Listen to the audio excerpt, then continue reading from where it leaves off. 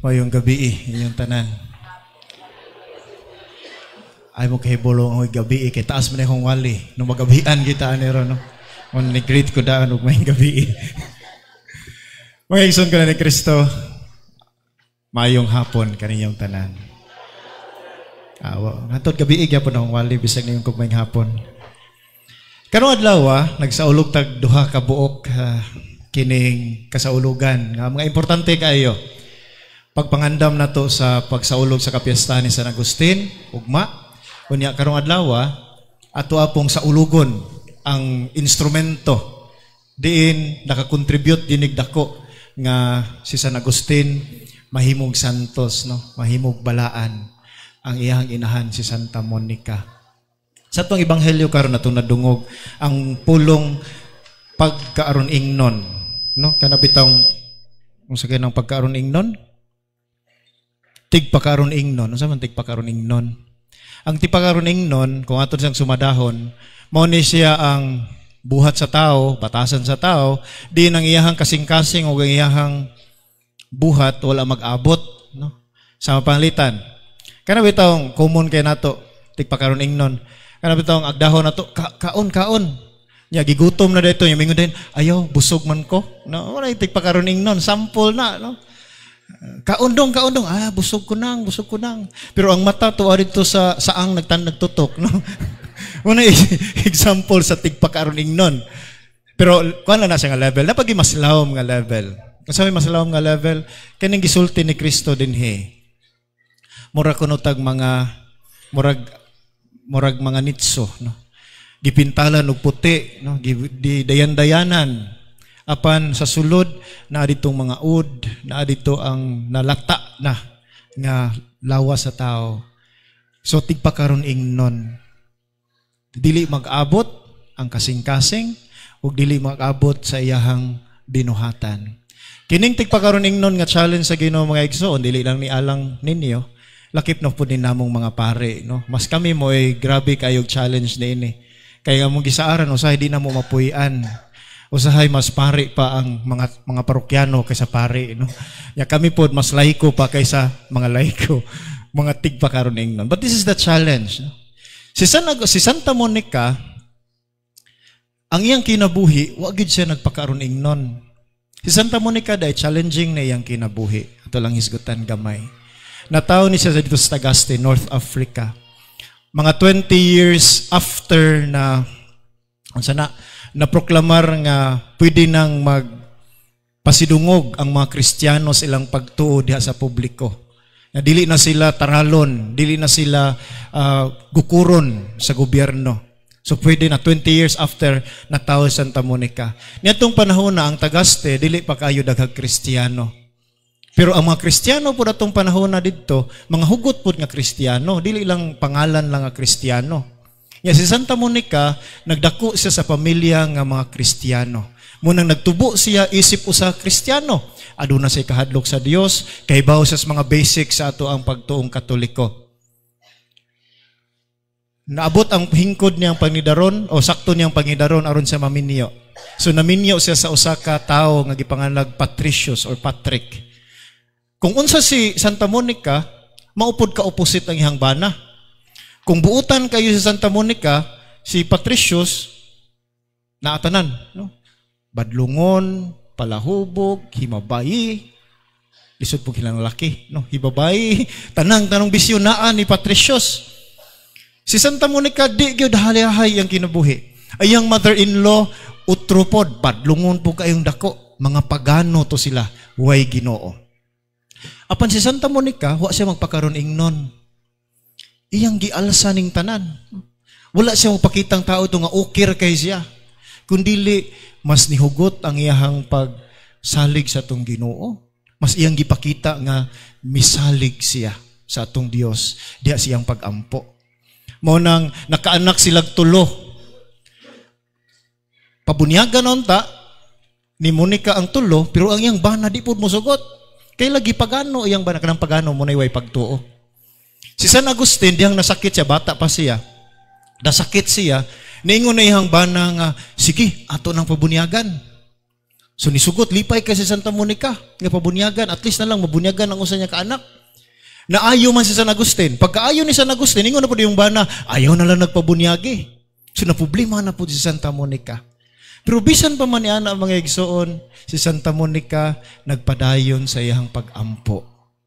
Hugot ang iyang pag-ampo. O ato lang i-shortcut kay magabihan kita ani no. Pilar may istorya, ang iyang bana si Patricius nagpabunyag gid siya sa tuig before siya namatay. Ang iyang mother-in-law nga pagano nagpabunyag pod. Ang iyang tulo ka mga anak si San Agustin, nalimot ko sa duha mga pangalan, nabunyagan pod. Ngano man to siya tungod sa pag-ampo ni Santa Monica. Munang mangutana ko ninyo. Mutuo mo sa pag-ampo? Ngano mag-ampo man mo? Ngano mag-ampo man mo? Ang pangutana ron, unsaon man pag-ampo. Unsa may atong giampo. Unsay ang atong giampo, Lord? Makadaog ta kog swertres, Lord. Lord, makadaog ta kog loto. Nya wag gitumar gihatag sa Ginoo. But how do we pray? Si Santa Monica, midagan pagpila ka mga katuigan, pila ka mga luha ang miaga sa iyang mata. O ang iyang tuhod, pila ka kalyo, kanang kubal ang miagi siyang tuhod. Pila ka mga katuigan, pero wagid siya mapuli og ampo. Nagpadayon siya pag-ampo. Bisan tulog lang una-una siya, nag-ampo naman ko ani last year, Lord, hantod karon wa man gyapon nimo tubaga. Padayon lang gyapon siya nag-ampo. Kita, unsa man kahugot ang atong pag-ampo. Di ba mangluod ayon ta? Sakto dili.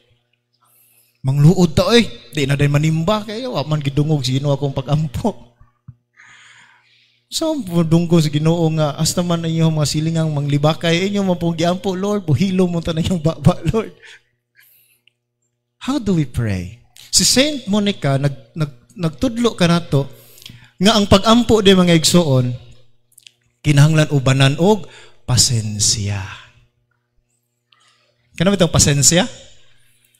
Kay mag-ampo tagod, muratag mo atog Jollibee bitaw or mo atog merkado, nga moingon ta nga lapo ka saang akong gusto, medium.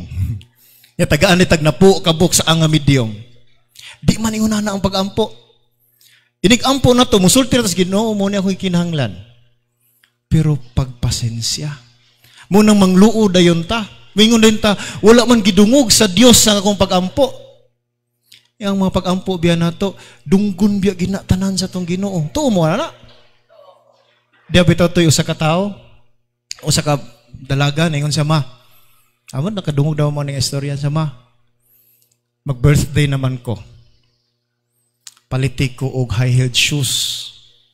Kaya bitawang taas og tikod nga sandal, sapatos. Kay magdibon ako. Taga-ulanggon to sila.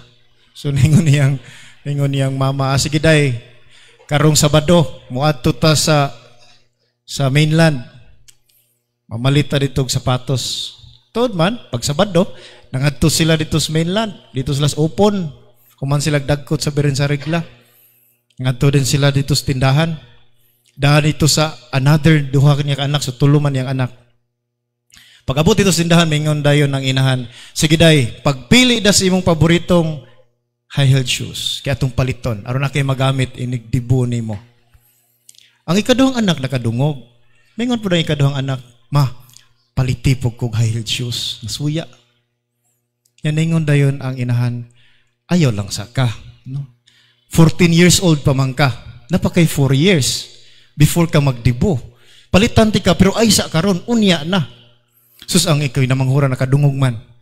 Ningon po kinamanghuran, ma, paliti po high-heeled shoes. Yan ningon ang mama, duha ka rason nga di ti ka palitag high-heeled shoes. Number 1, 5 years old pa ka. Ikaduha, lalaki man pud ka. No? So ang Ginoo kanunay nang naminaw sa itong mga pag-ampo. Tubagon po niya nga itong mga pag-ampo sa tulo ka paagi. Gikinahanglan day nato, iya ginaihatag. Kung sakto na sa panahon, iya ginaihatag nato.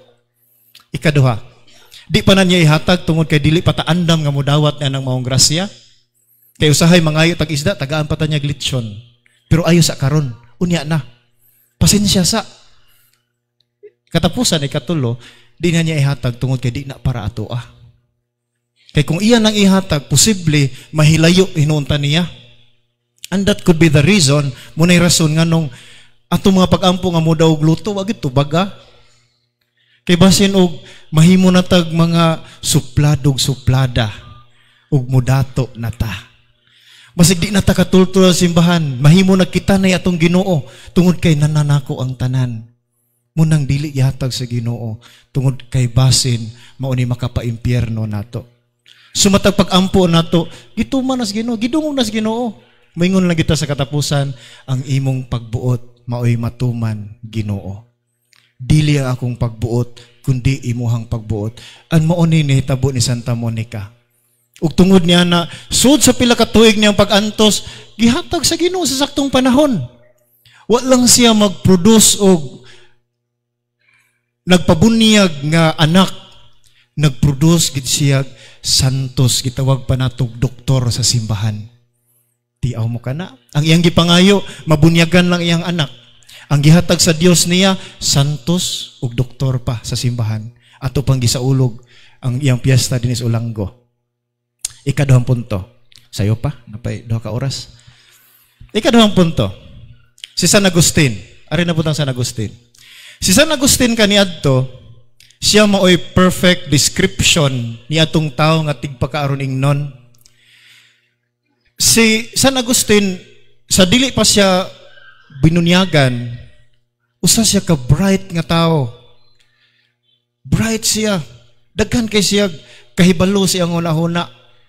Ligdong kay siya tan-awon sa iyang pagkatao. Apan na iyang kasing-kasing na dunot. Puyo siya kinabuhing makasasala. Tanang bisyo, hibabay, inom-inom, iyang gisudlan. Muray siya gnitso ba, nga nindot kay gawas pero ang sud na puno sa dunot. Muputoy ang kinabuhi.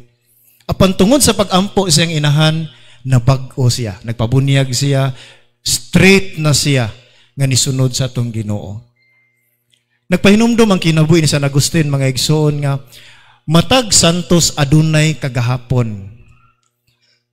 Ug matag makasasala adunay kaugmaon. Ugmaon ni kita. Kung makasasala man ta karon, atong biyaan, no? Focus sa Ginoo, mag-usab ta. Kay dili ang kagahapon maoy mutan-aw nato, kun dili ang sa karon. Kung sunod ta sa atong Ginoo, barugan na gyud nato. Hagit po na namo mga pari. Kung mosunod mis Ginoo, amo pong ihatag ang among kinabuhi ngadto kaniya ug dili adto sa uban. Kamusab, kung mosunod mo sa atong Ginoo, sama ni San Agustin. Nakasala ta, biyaan na to. Tinud-anay tang musulod sa atong Ginoo. Diabo ito to'y last nga istorya. Diabo ito to'y sa katao. Kada Domingo, mo ato sa tindahan, inom siya 3 kabuk beer dito. 3 ra sa kabuk pilsen. Kailan mo pilsen? May pilsen, no? 3 kabuk. Sa pila niya adto ka adang tindahan, ang tindira na hibong na sa, sir, nganong 3 mo ginakapilsen na mga imnon? Di gid upat, di po 2. 3 ra gyud. Ni guman mo uli ra ka. Sumingon ang lalaki nga, kuan man gud mo ni hitabo. 3 mi kabuk managsuon. Yan anda na gid namo kada Domingo mag-inom jud mi. Tagsa mi ka botilya. Nya di gumaginom, uli na pud sila kilalahi naman sila pamilya. Nya sir, naunsa naman sa karon gud, to na sila sa Canada silang duha. Ako na nabilin din he. Nya mingawon man ko nila. Nya aron murag uban ra sila nako, moinom jud og 3 ka botilya matag Domingo. Ya, kana ra pod. Usa ako. Hindi guman ana. Muuli ko. So one day, usa ka Domingo ni ana. Ni order siya. Miss, 2 ka botilya. Nakuyawan ang babae. Hala. 2 naman lang. So ningon siya, sir, sorry kaayo, condolence. Pa akong pahasubo. Unsa din nahitabo, sir? Ano condolence man ka? Sa 2 ra mo gud imong gi-order, sir. Kung okay raman. Ako magod gahapon, naglay minister nako, no? Di na ko mo inom. Kining 2 para lang ni sa akong 2 ka igsuon. Munay half-hearted na conversion. Half-hearted conversion. Si San Agustin dili ingon ana. Pagsunod niya sa tong Ginoo, gibiyaan gid niya tanan. Hasta tong mga nakapalipay niya kaniadto. mga sala nga iyang gibuhat matag karon ug unya. Gibiyaan niya. Moro po ni mga igsoon ang hagit alang kanatong tanan. Mga dibuto ni Santa Monica, mga dibuto ni San Agustin, kamo dinhi sa Olanggo. Kumusunod kita ni Kristo, sunod kita straight na, wala na liko-liko. Di na nato biyaan, di na nato ibilin lang atong pagkatoliko, inig Domingo, inig simba nato. Or karuno binaryo, hantod pista, nya inig ka human sa pista, balik na puta sa itong naandang binuhatan. Kasi San Agustin, sa dihang misunod siya sa Ginoo, misunod siya, wa na'y lingi-lingi, wa na'y liko-liko. Amen. Manindog palihog.